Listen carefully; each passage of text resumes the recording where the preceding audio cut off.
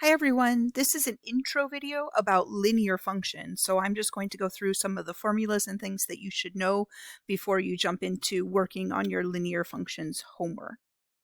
So hopefully this feels fairly familiar. Linear functions should be review, but we're going to go fairly heavy into the function notation, which is again what pre-calculus is all about. It's getting really good with function notation, working on some messy algebra, doing a lot of graphing. So we're going to especially hit some of that function notation stuff right here.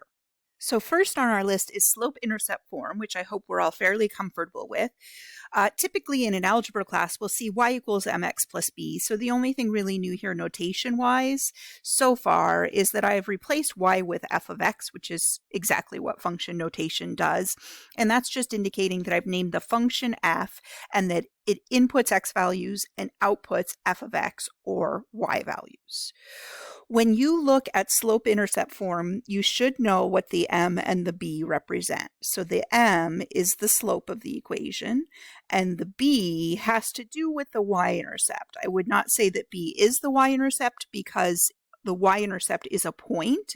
What this is really telling me is that my graph has a y-intercept at 0b.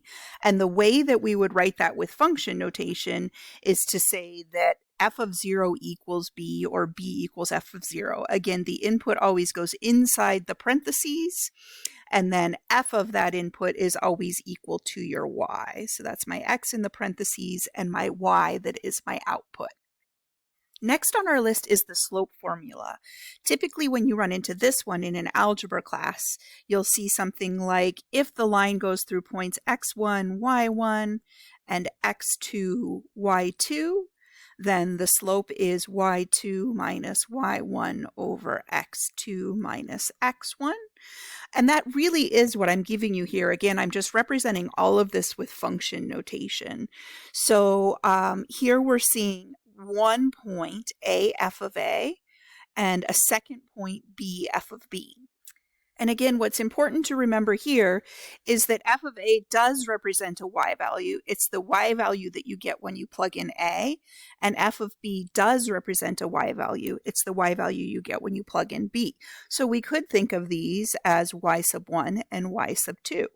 And we need to find the rise, which would be y2 minus y1, or f of b minus f of a, and we need to divide by the run, which would be the difference between the two x values, b and a, so b minus a. So this really is slope. It's just written in a little bit different way, and I want you to try and work with it in this format. This is going to be really important as we move on to average rate of change, and especially headed towards calculus. This is basically looking at a difference quotient, change in outputs over change in inputs, and we're going to continue to do that a lot. So I would say right now, the most important thing to me is just recognition that when you see something that looks like this, you're looking at that and you're saying, okay, that's a y value minus a y value in the top, so that's a rise. And if it's divided by the appropriate run, it will in fact be a slope. And this is one of the really beautiful, powerful things about function notation is that you can figure out the appropriate run because you can see what your second x value and your first x value are. And if the denominator is the difference between those two, you're in good shape. You're seeing slope. All right, last but not least for this video, we have point slope form. You could technically get through this class without really ever using point slope form. You could always go for slope intercept form, but it is something that's out there, and I'm guessing a lot of you have run into it before. And I will say that by the time we get to calculus, we'll be finding the equations for a lot of lines, tangent lines. And at that point, I think most students really do like having this really quick, handy way to plug in a point and a slope and get the equation. Whichever form you use, if I ask you for the equation of your line, please give it to me in slope-intercept form. I don't want to see point slope form as a final answer. Okay, so again, when you see this in an algebra class, you'd normally see something like y minus y1 equals m times x minus x1. And we've already specified that m is the slope of our line, and we would need a point. So this x1, y1 is any point on the line. It could be an x-intercept, it could be a y-intercept, it doesn't matter. Any point that you know is on the line. So when we switch to function notation, our x1, y1 are just a and f of a. Whenever you see f of a, you should be thinking output or y value.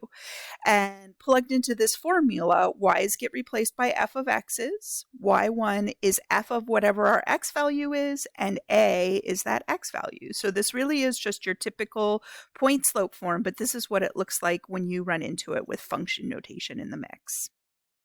So again, a lot of this should be review, so hopefully some things feel fairly comfortable, but there's absolutely a mix in there of a lot of function notation. So really try and embrace that part and focus on it and work on understanding what's maybe some new notation in the mix of some old skills.